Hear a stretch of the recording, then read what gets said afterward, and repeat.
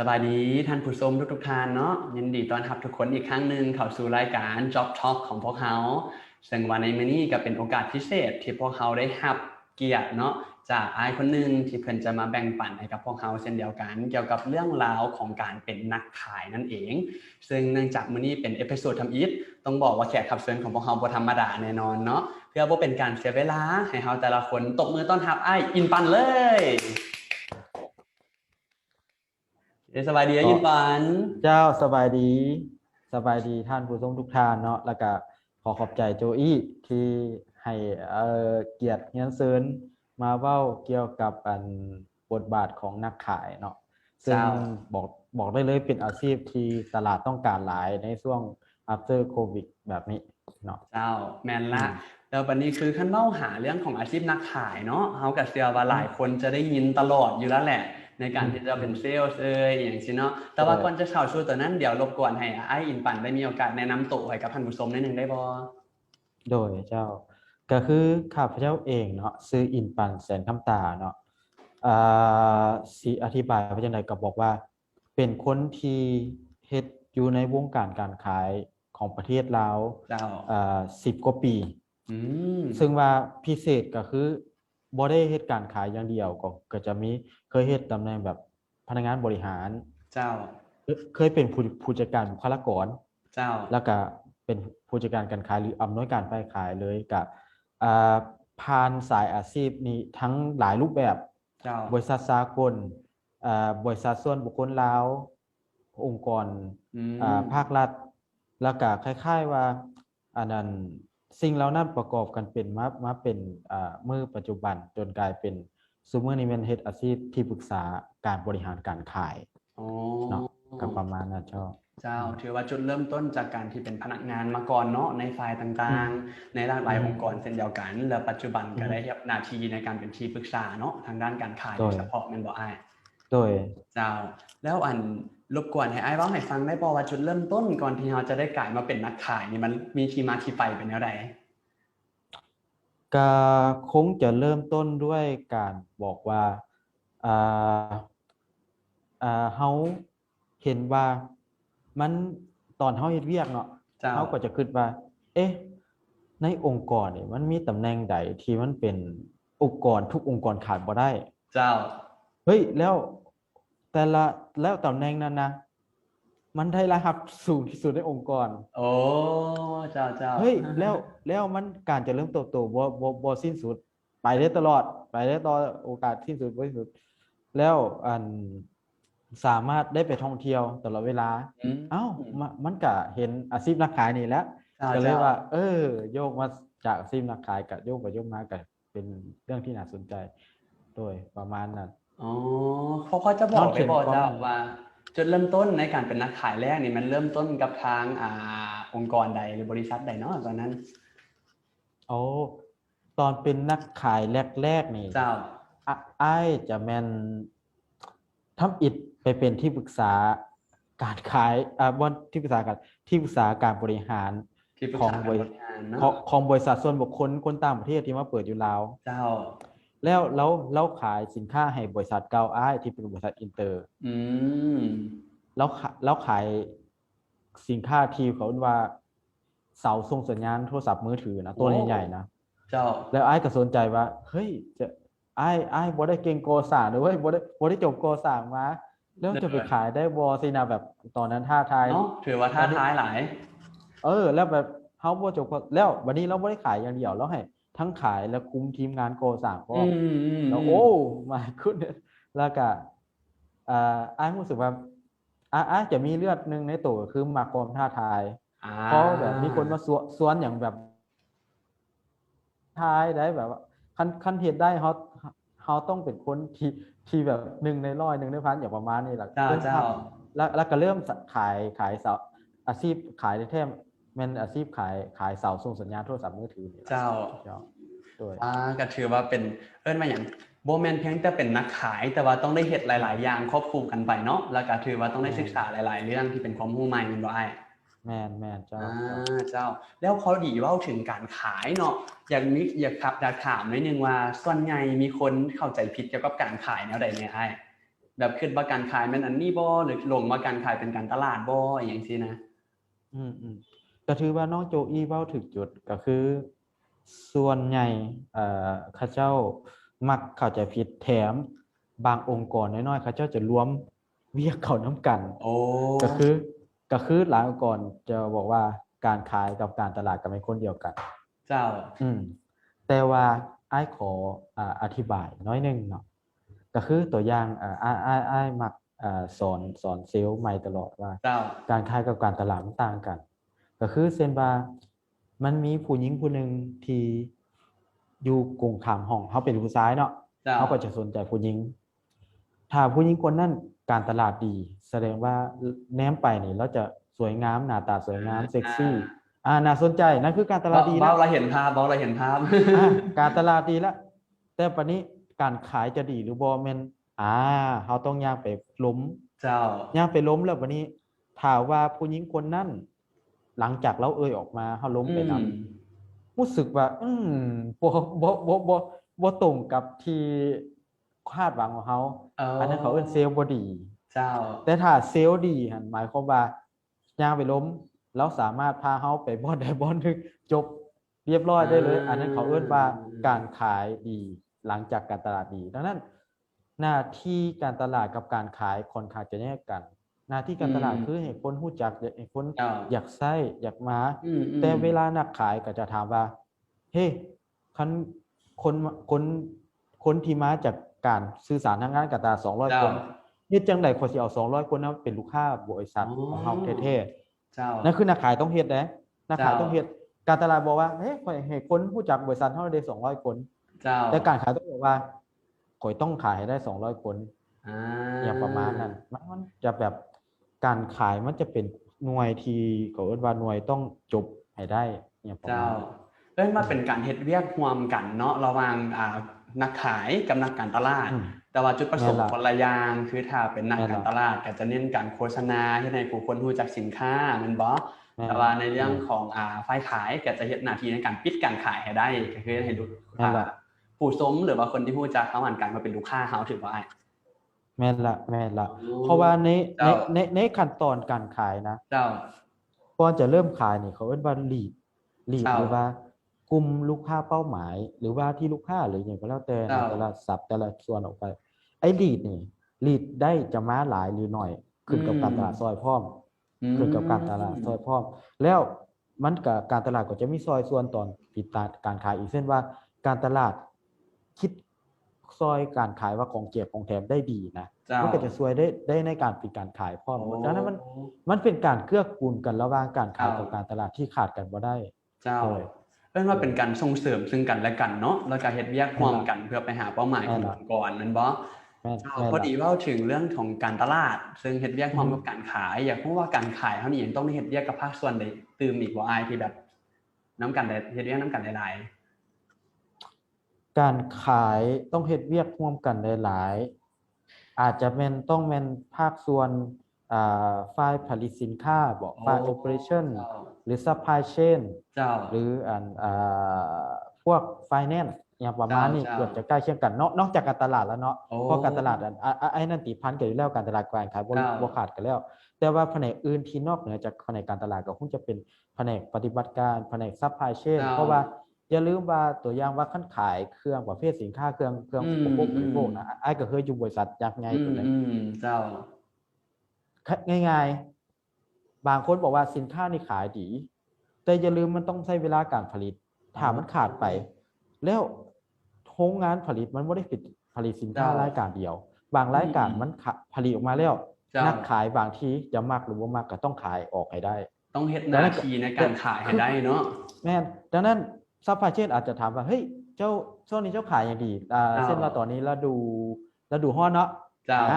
ฤดูร้อนเจ้าขายสินค้าหยังคอน sumer เช่นว่าคอน sumer มันก็ต้องพวกน้ำดื่มของหวานแม่นบ่แต่อันนั้นบางครั้งมันมีเครื่องที่ข้างมาแต่อันนั้นฤดูหนาวเช่นครีมทาผิวอย่างประมาณนี้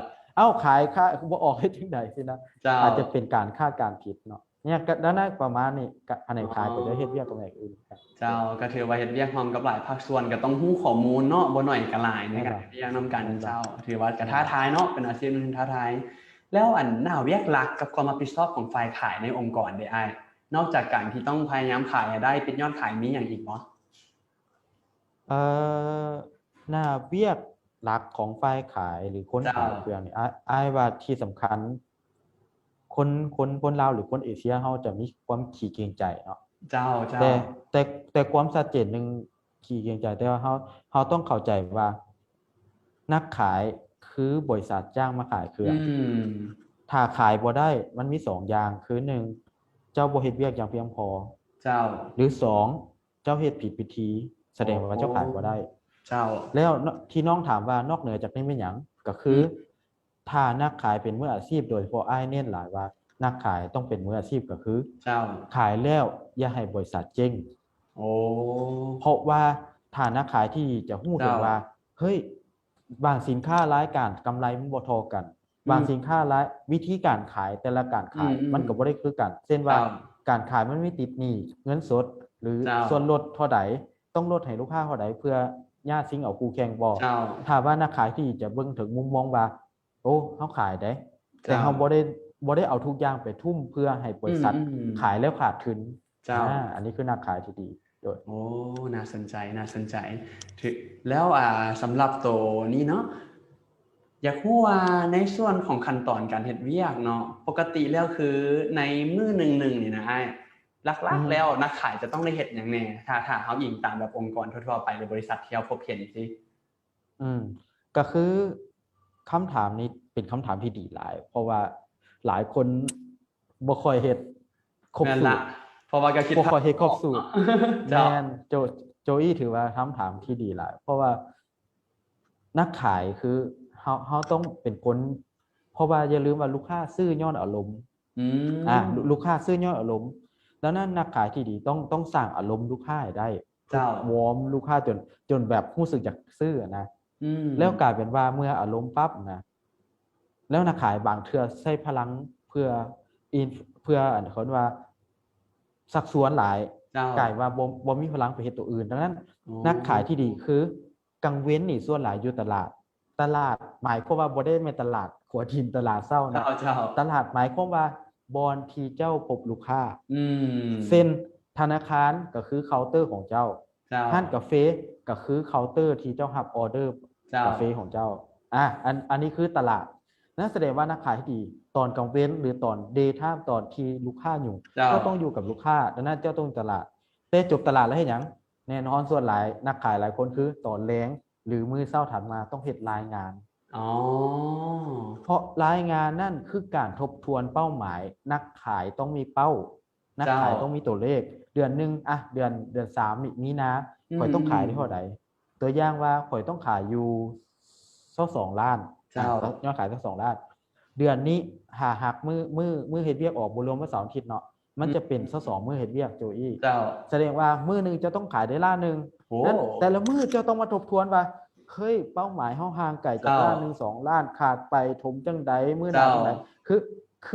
เขาเรียกว่าเฮ็ดภาษาอังกฤษเขาเรียก retrospective นักขายที่ดีคือต้องเฮ็ด retrospective ตลอดเวลาอาจจะเป็นตอนเช้าหลังเลิกงานหรือตอนเช้าก่อนเริ่มงานจะได้ทบทวนว่าเฮ้ยเฮาเฮ็ดจังไปขายเท่านั้นไสสิไปต่อเหลือเท่าใดถือว่ามาฟังมึงแล้วการอาชีพขายเป็นอาชีพนึงที่ก็บ่ง่ายเนาะคันให้ว่าแท้ๆแล้วคือมันบ่แม่นการเฮ็ดครบรูปมันบ่เจ้าแต่ว่าคือมันต้องมีเรียกเอกสารคือการในการเฮ็ดรีพอร์ตในการที่ว่าจะว่าคิดวิเคราะห์เรื่องต่างๆพร้อมเนาะอันคืออันนี้อ้ายขอเสริมน้อยนึงก็คือที่น้องเว้าหัวละว่านักขายเฮ็ดอาชีพพัวพันกับแผนกใดๆเจ้าถ้าเจ้าพัวพันกับแผนกปฏิบัติการหรือแผนกซัพพลายเชนแต่เจ้าบ่ได้อ่านกฎกติกาของเขาเจ้าเลยเจ้าสิสื่อสารเขาซักจูงเขาเจ้าได้เพราะอาชีพขายคือซักจูงอย่าว่าแต่ซักจูงลูกค้าเจ้าต้องซักจูงเพื่อนร่วมงานเจ้าให้ซอยซัพพอร์ตเจ้าแต่การจะซักจูงเขาเจ้าได้เจ้าบ่ฮู้เรื่องเลยเจ้าบ่ฮู้ว่าเขาเจ้าเฮ็ด1 2 3เป็นหยังเอ้ยข่อยบ่สนหยังก็แล้วแต่เจ้าจะเริ่มเห็นว่าเฮ้ยเจ้าเป็นนักขายที่เห็นแก่ตัวบ่ได้เห็นปล่อยเลยนะนั้นนักขายที่ดีที่ครบรูปคือ ฮู้ทั้งหมดเรียนฮู้ห เจ้า ลายโดย และที่สำคัญคือเฮ็ดเวียกคนเดียวบ่ได้เนาะมันต้องอาศัยความเป็นทีมเวิร์กอีหลีในการเฮ็ดเวียกนํกันเนาะ แมนยูเป็นนักขายนี่เทียบกับตำแหน่งเตะบานคล้ายๆกองหน้า เจ้า ผู้ยิงประตู โดย แต่เขาเจ้าบ่ส่งบานให้กับเงาได้เนาะ แม่นเด้อเนาะ เจ้าอี้เนาะเขาเจ้าบ่ส่งบานให้กับเงาได้ บ่ได้บานกับบ่ได้ยิงแน่เนาะ เจ้าฟังมาแล้วรู้สึกว่าเป็นหน้าเวียกหนึงที่น่าสนใจหลายขึ้นเนาะมาได้มีโอกาสได้ถามกับอ้ายที่เฮ็ดอาชีพนี้แท้ๆแล้วอยากรู้ว่าสำหรับความน่าสนใจในอาชีพนี้เด้อ้ายนอกจากที่เราได้เว้ามาเมื่อกี้แล้วมีหยังอีกบ่ที่น่าสนใจในอาชีพนี้ อ้ายขอเปรียบเทียบโดยเฉพาะยุคโควิด เจ้า เขาเอิ้นว่าทุกธุรกิจเนาะเพราะว่าทุกธุรกิจน่ะนะคล้ายๆกับเทียบกับว่าธุรกิจกับส่วนบุคคล การเงินส่วนบุคคลนะบ่ว่าเฮาจะประหยัดมัธยัติรายจ่ายเท่าใดแต่ถ้ารายรับมันบ่เพียงพอต่อการอยู่รอดของธุรกิจหรือว่าต่อไลฟ์สไตล์ของเฮาแล้วนะโดยอ้ายคิดว่านั่นคือปัญหาของชีวิต ดังนั้นจุดสำคัญก็คือนักขายที่เก่งๆนะเขาจะโยกตัวเองเป็นเจ้าของธุรกิจได้แล้วธุรกิจจะมีโอกาสรอดหลายเพราะว่าทุกธุรกิจต้องการยอดขายขอเพียงแต่เจ้าได้ยอดขายเท่าที่ธุรกิจนั้นต้องการเหลือนั้นเจ้าจะคอยมาเบิ่งเรื่องต้นทุนเรื่องอย่างเอามาหัดแหน่นเรื่องนี้สุดท้ายธุรกิจเจ้าก็อยู่รอดแต่ธุรกิจเจ้าดีเพอร์เฟกต์แต่ขายบ่ได้เจ้าประหยัดมาเท่านั้นแหละเจ้าก็บ่ได้เพราะว่าเจ้ายังบ่ได้เงินเลยเนาะดังนั้นนักขายถือว่าเป็นหัวใจสำคัญของธุรกิจดังนั้นนักขายทุกคนควรภูมิใจว่าตัวเองเป็นคนอยู่ในสำคัญในตำแหน่งนี้ก่อนเจ้าหรือขั้นที่เว้าแล้วก็คือว่าอาชีพการเป็นนักขายเนาะบ่เพียงแต่ว่าเฮาได้เฮ็ดเวียกที่มันมีผลเอิ้นว่าสำคัญต่อธุรกิจแต่ในขณะเดียวกันก็เป็นการเสริมสร้างทักษะสำคัญแม่นบ่อ้ายในการไปต่อยอดธุรกิจตัวเองในอนาคตเช่นเดียวกันเนาะแม่นล่ะเจ้าๆแล้วบัดนี้เว้าถึงเรื่องของบุคลิกนิสัยสำคัญของการเป็นนักขายนะอ้ายบุคลิกนิสัยแบบใดหรือทักษะแบบใดที่นักขายทุกคนควรจะต้องมีเลยทักษะที่นักขายต้องมีอ้ายคิดว่าคงจะแม่นเรื่องเขาเอิ้นว่าเรื่องinfluence มาก่อนล่ะแต่ว่าสามารถชักจูงเป็นแรงจูงใจคนอื่นได้เพราะว่าลูกค้าซื้อด้วยอารมณ์อยู่แล้วดังนั้นคันชักจูงบ่ได้ก็จบ2ก็แน่นอนเรื่องทักษะการต่อรองทักษะการต่อรองเพราะว่าสุดท้ายลูกค้าบางส่วนหลายเขาเจ้าก็จะบ่ซื้อในจุดที่เฮาเสนอขายตั้งแต่แรกเนาะดังนั้นก็ทักษะการต่อรอง3ทักษะที่ต้องมีเลยที่เฮาเว้าว่านี่ถ้าเป็นนักขายที่มีอาชีพแท้ๆนี่แม่นต้องเป็นนักเรียนรู้ตลอดเวลาเอิ้นว่าเป็น lifelong learning เนาะแม่นเพราะว่าอย่าลืมว่าลูกค้าผู้เก่าบางทีมื้อนี้เฮาไปแต่มื้ออื่นเฮาไปคนละอารมณ์กันก็มีลูกค้าอารมณ์ใหม่ละเฮาต้องเรียนรู้ใหม่ละหรือแม้แต่บริษัทต่างๆเองการบริษัทจะเติบโตอยู่รอดบริษัทต้องมันพัฒนาทั้งผลิตภัณฑ์ใหม่และสินค้าบริการใหม่แล้วนักขายถ้าเป็นมืออาชีพก็จะบอกว่าโอเคมาใหม่ข่อยก็เรียนรู้ใหม่ขายใหม่แต่นักขายบางคนติดเรื่องเก่าข่อยขายสินค้านี่แต่อย่าลืมว่าไอ้หยังก็ฟิล์มโกดักมันก็บ่ได้ขายแล้วนะเราต้องขายอันอื่นแล้วอย่างประมาณนั้นโดยก็มี3อย่างเนาะสรุปง่ายๆอีกแบบนึงคือต้องมี influence เนาะสามารถที่จะจูงใจหรือว่าชักชวนลูกค้าได้2 negotiation การเจรจาต่อรองเนาะแล้วก็จะมีเรื่องของ lifelong learning ก็คือว่าการเรียนรู้อยู่ตลอดเวลาแม่นบ่อ้ายแม่นล่ะแล้วมีอันนี้มีข้อสงสัยเนาะเป็นคำถามส่วนตัวซะคือเคยได้ยินเขาเจ้าเว้ามาว่าการจะเป็นนักขายนี่คันเว้าบ่เก่งนี่เป็นนักขายบ่ได้นี่ความเชื่อนี้ถูกหรือผิดอ้ายถามว่าเชื่อนี่ถูกหรือผิดทักษะการเว้านี่มันคือจังได๋ถ้าจะเฮ็ดให้ดีจะเว้าให้ถูกเนาะก็คือเจ้าส่วนหนึ่งที่อ้ายเว้าขาดไปกี้นี่ก็คือทักษะหนึ่งที่นักขายต้องมีคือการทักษะในการสื่อสารเนาะเจ้าบัดนี้การสื่อสารน้องลองจินตนาการว่าถ้าตอนนี้เฮาสภาพโลกเฮายกสูงทุกคนทุกประเทศให้เท่าเทียมกันเนาะโจอี้เนาะนั่นแสดงแต่ถ้าคนนั้นหูหนวกล่ะอันนี้ขอโทษเนาะบางทีคนนึงหูหนวกลูกค้าหูหนวกแหละเจ้าสิขายจังได๋แสดงว่า ขอเพียงแต่เจ้ามีทักษะในการสื่อสารบ่ได้เกี่ยวกับว่าทักษะการเว้าเก่งอือ่ามทักษะในการสื่อสารแสดงว่าทักษะในการสื่อสารหลายคนกับสมมุตินี่ก็เว้าย่ำเนาะว่า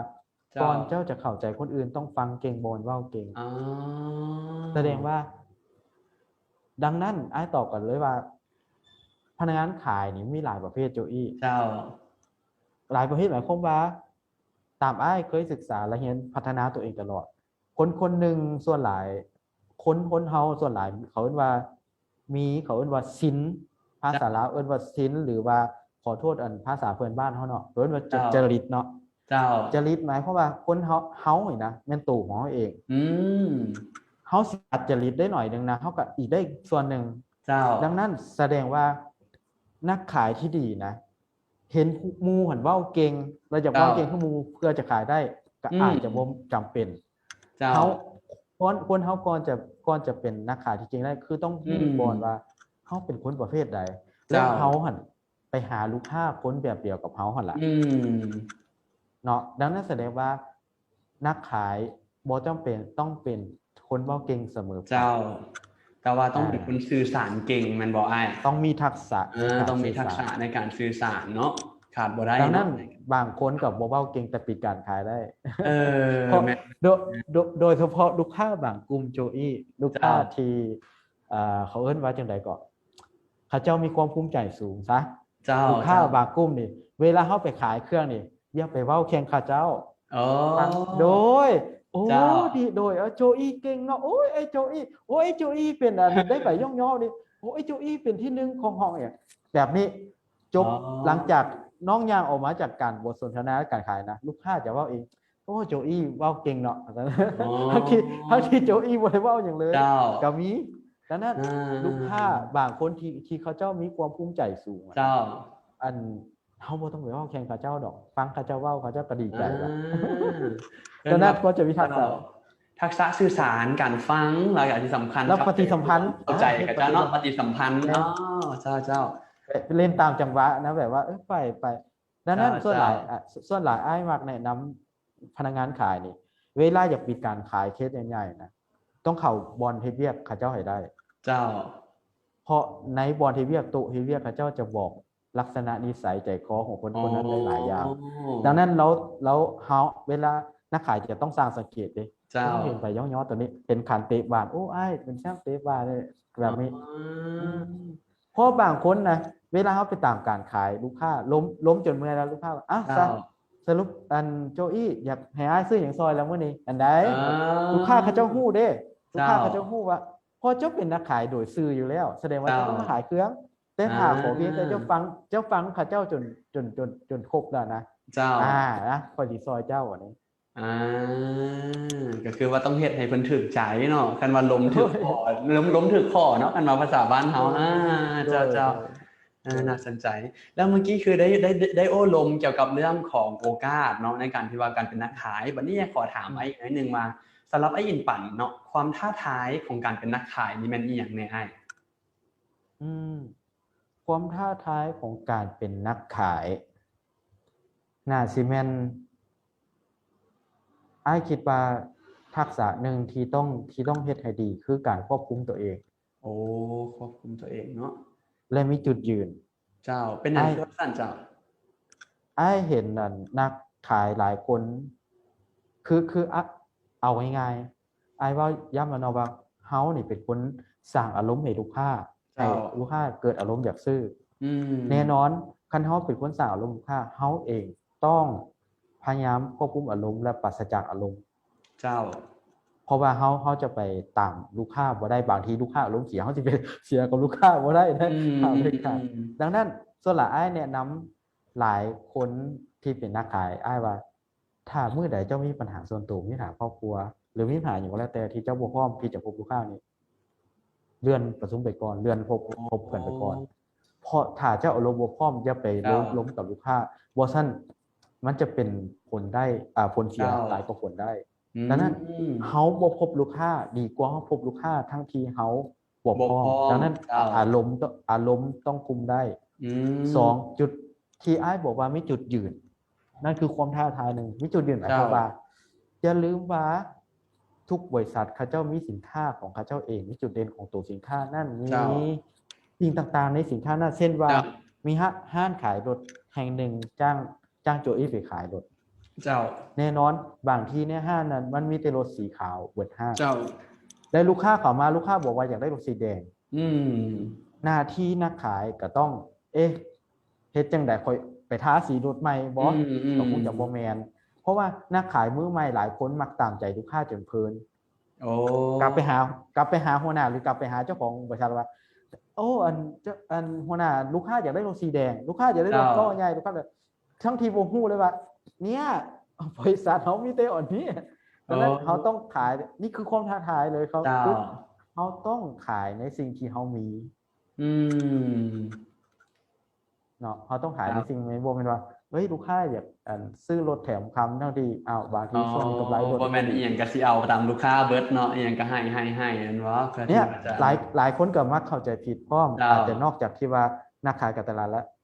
นักขายมือใหม่หลายคนเข้าใจว่าการขายคือการตามใจเอาใจลูกค้าทุกอย่าง อืม บ่แม่น แม่น บางทีคันเฮามีจุดยืนพออีกเรื่องนึงถ้าคนนักขายเขาจะเฮ็ด KYC เนาะ Know Your เจ้า Customer อืม บ่ว่าขายหยังคำว่า Know Your Customer หมายความว่า นอกจากเจ้าฮู้ว่าคนนี้แม่นลูกค้าเป้าหมายของเจ้าแล้ว สิ่งที่เจ้าต้องฮู้อีกอย่างหนึงก็คือ เจ้าฮู้หรือบ่ว่าลูกค้าคนนี้บ่คนนี้บ่แม่นลูกค้าเจ้า เจ้า อย่างต่ำก็บ่แม่นตอนนี้อย่างต่ำก็บ่แม่นตอนนี้ เพราะว่าลูกค้าทุกคนจะซื้อเครื่องนะบ่ได้มีอารมณ์อยากซื้อพร้อมกัน เจ้า ดังนั้นแสดงว่าคันเฮาล้มไปแล้วผู้นี้เราคงจะยังบ่ซื้อง่ายๆเฮาต้องปล่อยเราไปก่อนไปหา เจ้า ลูกค้าที่พร้อมซื้อ เพราะว่านักขายคือนักสร้างตัวเลขมันต้อง เจ้าม มาทันเวลาดังนั้น อืม นักขายต้องมีจุดยืนพอสมควร เจ้า ก็คือนอกจากฮู้ว่าไผเป็นควรจะเป็นลูกค้าเฮาแล้ว เจ้า ควรจะฮู้ว่ากลุ่มนี้บ่แม่นละเช่นว่า เจ้า เฮาสิขายเบียร์ให้ อืม คนกินเจ อันนี้แม่นบ่ขายเบียร์คนกินเจก็ บ่ได้แล้วนะ เจ้า เจ้า บ่แม่นนะประมาณนั้น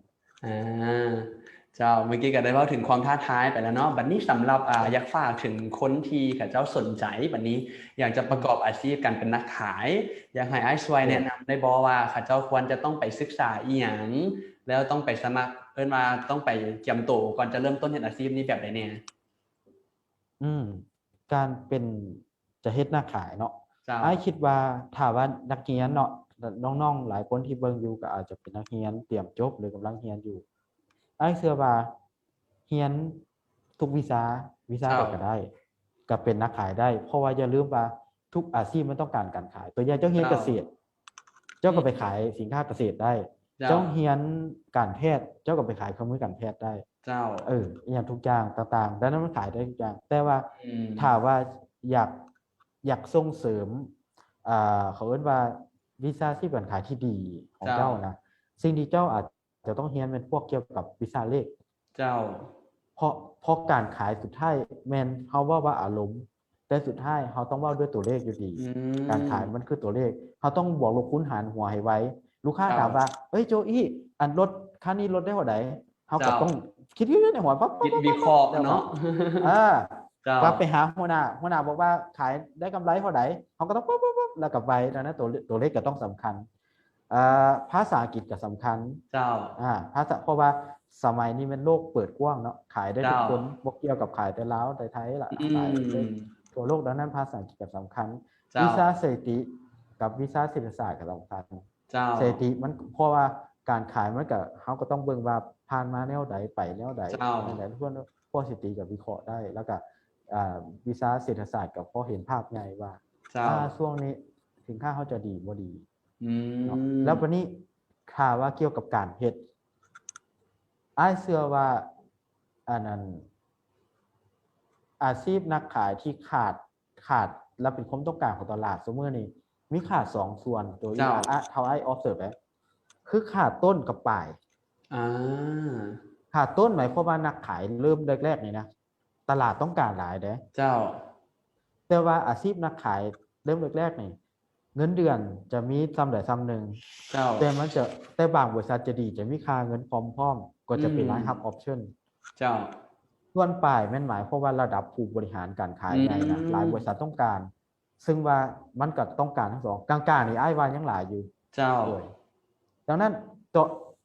เอาเฮาเว้าคันว่านักกลุ่มนักเรียนเนาะมาขอตัวโฟกัสตัวที่ตัวเริ่มนั้นตัวเริ่มนี่นะอ้ายเห็นว่าหลายคนก็ยังซอกเวียกซอกงานอ้ายเห็นว่าการเฮาจะอยากได้เฮาต้องยอมว่าครั้งแรกเฮาต้องเป็นอาชีพที่พื้นล่างดังนั้นความหมายว่าเฮ้ยคันมันเปิดเฮาเข้าไปเฮ็ดเลยเพราะทฤษฎีการเรียนรู้ของอ้ายนะมันมี70 20 10เจ้า70 20ก็คือ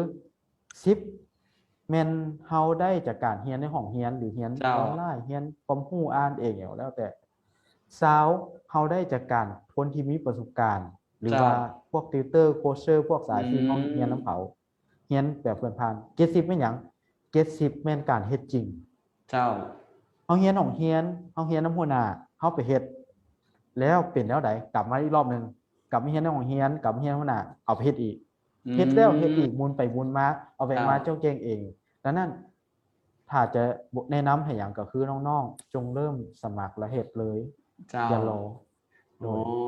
สรุปที่ไอ้เล่าเมื่อกี้หน่อยนึงเนาะคือ 10% มันบทเรียนจากห้องเรียนการศึกษาแม่นบ่ตามตำราเนาะ 20% คือจากคนที่มีประสบการณ์และ 70% เนาะหลายที่สุดคือการลงมือตัวจริงแม่นบ่แม่นแล้วเจ้าถือว่าเห็นดีกับตัวนี้เนาะข้าเจ้าจึงว่าการเรียนรู้ที่ดีที่สุดคือการลงมือเฮ็ดแท้แม่นบ่เจ้าก็ข้าเจ้าจะเคยเว้าว่าหยังก็อันความรู้มือหนึ่งกับมือสองเจ้าก็คือความรู้ที่เฮาได้เรียนจากไผเบิ่งจากไผจังได๋ก็สร้างอ่านจากปึ้มจากก็สร้างแม้แต่เรียนหนังสือเนาะถ้าน้องๆยังเรียนหนังสืออยู่ไอ้ที่อยู่ในตำราเรียนจุมื้อนี้เจ้าให้จื้อว่านั่นคือความรู้มือสองมถามว่ามือหนึ่งอยู่ไสเอาไปเฮ็ดเจ้าเอาไปเฮ็ดเองแล้วนั่นล่ะมือหนึ่งคือของเฮาเลยเจ้ามือหนึ่งคืออยู่นำเฮาก็ประมาณนั้นก็ถือว่าก็เป็นแรงบันดาลใจได้เช่นเดียวกันเนาะสำหรับน้องๆผู้ใดที่กำลังศึกษาอยู่บ่แม่นว่าการเรียนอยู่ในห้องหรือว่าศึกษาคนอื่นบ่ดีแต่ว่าเราต้องเรียนรู้จะลงมือตัวจริงพร้อมเนาะไอ้เนาะเพื่อที่เราจะเข้าใจให้เลิศหลายกว่าเก่าอีกเนาะน่าสนใจเพราะที่จริงเมื่อกี้มีคำถามมาสิถามเรื่องภาษาอังกฤษแต่ว่าพอดีไอ้ก็ได้ตอบไปแล้วเนาะเกี่ยวกับเรื่องของภาษาแล้วก็อยากพูดว่าอีกอันนึงเนาะอยากให้ไอ้ได้สรุปให้ฟังอีกน้อยนึงแน่ว่าแล้วการเป็นนักขายนี่นะไอ้ได้มีส่วนร่วมในการที่ว่าจะพัฒนาเศรษฐกิจสังคมเฮาหรือว่าได้ประกอบส่วนกับสังคมเฮาในรูปแบบใดๆจังใดแน่หั่นอ้ายคิดว่านักขายนี่ที่ทักษะสำคัญเฮาเว้ากันไปแล้วมันต้องเป็นคนจูงใจลูกค้าเป้าหมายสิว่าจังได๋อ้ายมีเรื่องนึงเจ้าอ้ายว่านักขายนี่มีทั้งด้านสว่างและด้านมืดซะเจ้าด้านสว่างก็คือนี่ล่ะที่น้องถามว่าขับเคลื่อนเศรษฐกิจแนวใดก็คืออย่าลืมว่านวัตกรรมต่างๆที่ออกมานะถ้าคนบ่ใช้มันจะเฮ็ดไปต่อบ่เจ้าบ่มีอุ๊ยยิ่งแบบนี้กลับไปใช้แบบเก่าดีกว่าบ่ดีคือเก่าแบบเขาคนส่วนหลายนิสัยคนส่วนหลายบ่มักเปลี่ยนแปลงบ่มักเปลี่ยนแปลงดังนั้นเมื่อนวัตกรรมอันใดใหม่ๆเป็นผลิตภัณฑ์ใหม่ๆที่เป็นตัวใหม่เกิดขึ้นมานะคนบ่ค่อยอยากใช้หรือใช้แล้วก็อยากกลับไปเป็นแบบเก่าดังนั้นถ้านักขายสามารถขายผลิตภัณฑ์เหล่านี้ได้คือเขาเจ้าซื้อแล้วนะเขาเจ้าก็ต้องได้ใช้บ่น้อยก็หลายเขาเจ้าได้ใช้ดังนั้นนักขายช่วยผลักดันตัวนี้ได้ผลักดันยุคสมัยผลักดันมีส่วนอยู่แล้วล่ะเจ้านักขายเพราะว่านวัตกรรมดีปานใดก็สร้างแต่เจ้าขายบ่เก่งกับบ่รอดเจ้าอันนั้นช่วยขับเคลื่อนแต่อีกมุมนึงคือกันถามว่าเป็นสินค้าอย่างที่เป็นกึ่งแบบว่าฟุ้งเฟือยหรือแบบบางคนเกินตู้บ่ควรใช้ตัวนี้นะถ้านักขายอยากขายก็จะไปซักจูงคนแล้วนั่นน่ะซื้อแล้วกลายเป็นว่ามันเป็นมุมมืดของคือกันแค่เพราะว่าบางทีนักขายคือที่อ้ายว่าเขาจะได้เงินเดือนบางส่วนแต่เขาจะผลักดันโดยเงินคอมมิชชั่นส่วนไปการขายเมื่อข่อยได้ส่วนไปขายอาจจะเฮ็ดอย่างบางอย่างที่มันบ่ควรน่ะคือบางทีเฮาขายเครื่องถ้าเฮามีความเป็นโปรเฟสชันนอลเฮาต้องขายตาม customer need ตามลูกค้าที่เป็นอยากได้แต่บางคนผัดไปดันลูกค้าจนขายเกินตัวไปเป็นว่าเป็นข้อควรระวังเนาะสำหรับคนที่ประกอบอาชีพนี้แม่นบ่ แต่ว่าในทางหนึ่งก็ในทางที่ดีก็คือเป็นการที่เราได้นำเสนอสินค้าที่ลูกค้าบ่ได้รู้จักให้กับเจ้าได้รู้จักเนาะแม่นแล้วบัดนี้สุดท้ายเนาะก็ถือว่าใกล้สิสิ้นสุดละกินอยากให้ไอ้กินปั่นได้แบ่งปันได้บอกกับคนที่เป็นนักเรียนนักศึกษาหรือว่าผู้ที่อยากจะประกอบอาชีพการเป็นนักขายนะไอ้มีคำแนะนำนี่อย่างที่จะทิ้งท้ายกับพระเจ้าสุดท้ายบ่อ้ายที่จริงตอนก่อนอ้ายมาเป็นที่ปรึกษาบริหารการขายนะเจ้ามีสมัยหนึ่งอ้ายอยากเปิดโรงเรียนสอนการขายเลยได้โอ้คือว่าเป็นการส่งต่อความรู้เนาะคือเอาไงอ้ายบ่แม่นนักขายอันดับหนึ่งต้นๆของโลกหรือของลาวอย่างนั้นอ้ายบ่มาสเตอร์ขนาดนั้นแต่อ้ายเชื่อว่าอ้ายพอมีทักษะที่จะเอาความเป็นนักขายนี่เขาใส่ตัวคนเป็นได้ตามแต่ว่าอ้ายเป็นสังเกตว่าถามว่าเปิดโรงเรียนสอนหรือเปิดคลาสสอนแล้วล่ะแล้ว what next คือสุดท้ายเขาเจ้าจะไปเสต่อเขาเจ้าอาจจะบ่แฮงจูงใจโอเคเอาจังซี่ดีกว่าเปลี่ยนอ้ายก็เลยไปเป็นที่ปรึกษาบริหารขายคือเข้าไปบริษัท SME ลาวน้อยๆนั่นแสดงว่าอยากบ่อยากมันมีคนอยู่หั่นแล้วเขาเจ้าหาคนเข้ามาใหม่หรือหาคนเข้ามาเก่าอยากบ่อยากให้เขาเจ้าอยากไต่เต้าอยากมีรหัสดีเขาเจ้าก็ต้องพัฒนาตัวเองเนาะโจยเนาะแม่นละนั่นแสดงว่าโอเคเหมาะสมกันคืออ้ายก็จะสอนแล้วเขาก็อยากได้แล้วก็มีคนที่อยากเรียนเนาะเจ้าอ้ายก็ได้ค่าบริการโอเคเพอร์เฟคนั้นอ้ายก็เลยตามจากที่ว่าต่อยอดความฝันในทางนึงเนาะแม่นไอ้คือผ่านเปลี่ยนทำอีกเปิดเรียนโอเคมาเขาเป็นที่ปรึกษาแสดงว่าที่ปรึกษาคือไอ้ได้สอนกับเจ้าเหตุผลที่ไอ้อยากสอนเพราะว่าอยากชี้โจอี้ก็คือไอ้สังเกตว่าตอนไอ้เคยเป็นผู้จัดการฝ่ายบุคลากรของบริษัทนึงเป็นบริษัทชั้นนำอยู่แล้วไอ้สังเกตเลยก็คือคนลาวหรือคนเอเชียเป็นคนขี้อายเป็นคนขี้อายบ่มักแค่ใส่ใจบางคนบ่มักสนใจของคนอื่นบางเทื่อแบบบ่อยากล้ำไร้คนอื่นแล้วกลายเป็นว่ามันกระทบอาชีพนี้เด้กลายว่าบ่ค่อยมีคนอยากไปเฮ็ดการขายทั้งที่การขายแล้วการขายนะมันโตยอดไปที่สุดคือเจ้าเป็นนักขายเจ้าสามารถไต่ระดับเป็นผู้ช่วยการขายเจ้าสามารถเป็นผู้จัดการขายเป็นอำนวยการฝ่ายขายแต่ว่าบัดนี้มันมีความท้าทายบ่นี่ก็คือนอกจากเจ้ามักอาชีพที่ความท้าทายแบบนี้แล้วนะจะต้องได้ภาษาเพราะบริษัทอินเตอร์สากลเขาจะเอาเจ้าไปเป็นผู้จัดการฝ่ายขายจะไปเป็นอำนวยการฝ่ายขายเจ้าต้องปฏิสัมพันธ์กับนายฝรั่งหรือคนต่างประเทศอยู่แล้วหรือว่าลูกค้าต่างประเทศอยู่แล้วนั่นแสดงว่าบางคนเก่งภาษาแต่บ่อยากขายบางคนเก่งขายแต่บ่อยเรียนภาษากลายว่ายกอาชีพยกระดับการเจริญเติบโตของตัวเองได้ระดับหนึ่งแล้วเกือบจะว่าตันดังนั้นนักเรียนนักศึกษาทั่วหลายปัจจุบันถามว่าพวกน้องยังมีโอกาสได้เรียนอยู่อยากให้เรียน2อย่างก็คือพยายามเรียนเรื่องที่จะโน้มน้าวพอจะเอาเป็นนักขายและ2ภาษาต้องพยายามด้วยภาษาเนาะภาษาที่ได้ใช้ส่วนใหญ่นี่เป็นภาษาอังกฤษบ่โดยภาษาอังกฤษหลายคนเขาเจ้าฮิตกันสมัยนี้คงจะเป็นภาษาจีนเนาะแต่ว่าอย่าลืมว่าลูกค้าคนจีนส่วนหลายก็อยากฟังยุโรปหรืออเมริกาดังนั้นเขาเจ้าจ้างเฮาไปเขาเจ้าจ้างเฮาขายเครื่องเพื่อขายเครื่องให้คนยุโรปและอเมริกาแล้วดังนั้นถึงเฮาได้ภาษาจีนอังกฤษก็ควรจะต้องมีบ่ควรปะเนาะถือว่าต้องได้เรียนตลอดเจ้าโอเคมาฮอดนี่ก็ถือว่าได้เรียนรู้หลายๆอย่างเนาะเชื่อว่าท่านผู้ชมจะได้ความรู้จากวิดีโอที่พวกเราได้สัมภาษณ์นี้บ่หลายก็น้อยก็ต้องขออนุญาตเนาะขอบใจไอ้อินปันอีกครั้งนึงเนาะสำหรับการสละเวลามาให้ความรู้กับบ่เพียงแต่ผู้ชมแต่ว่ารวมไปถึงตัวพิธีกรเองพร้อมเนาะแล้วก็สำหรับท่านผู้ชมท่านไหนที่ว่ายังมีข้อข้องใจอยากจะปรึกษาหรือว่าสอบถามเกี่ยวกับการเป็นนักขายตื้มก็อยากให้คอมเมนต์ลงภายใต้วิดีโอของพวกเราเลยแล้วพวกเราจะพยายามรวบรวมคำถามเนาะเพื่อไปสอบถามไอ้ยินปั่นได้ภายหลังได้บ่อ้ายยินดีแล้วก็บอกแล้วว่าจิตใจแห่งการให้เจ้าถือว่าเป็นอีกบทเรียนนึงที่สำคัญในการเรียนในมื้อนี้คือส่วนตัวเองก็ได้เห็นมุมมองใหม่ๆเนาะจากการเป็นนักขายเพราะว่าส่วนตัวเองก็เคยได้ยินมาแน่ว่านักขายต้องเป็นแบบนี้แบบนั้นแต่ก็มีหลายอย่างที่ได้เรียนรู้จากในมื้อนี้คือกันเนาะฉะนั้นก็เข้าใจได้หลายๆเด้อแล้วก็เข้าใจท่านผู้ชมทุกท่านเนาะที่เข้ามาชมในวันนี้พบกันใหม่สำหรับวิดีโอต่อไปใน EP หน้าจะเป็นอาชีพใดนั้นเดี๋ยวมาลุ้นไปพร้อมๆกัน สำหรับมื้อนี้เนาะต้องขอกล่าวคำว่าสบายดี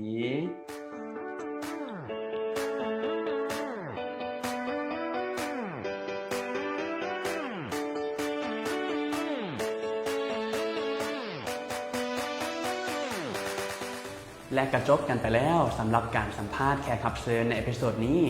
เป็นจังไหนทุกคนหวังว่าทุกคนจะได้ความรู้บ่หลายก็น้อยเนาะสำหรับเอพิโซดต่อไปพวกเราจะพบกันอีกครั้งในวันพุธเวลาเก่า 8:30 นหา 9:00 นแลงผ่านเพจของแอลลี่และ108 Job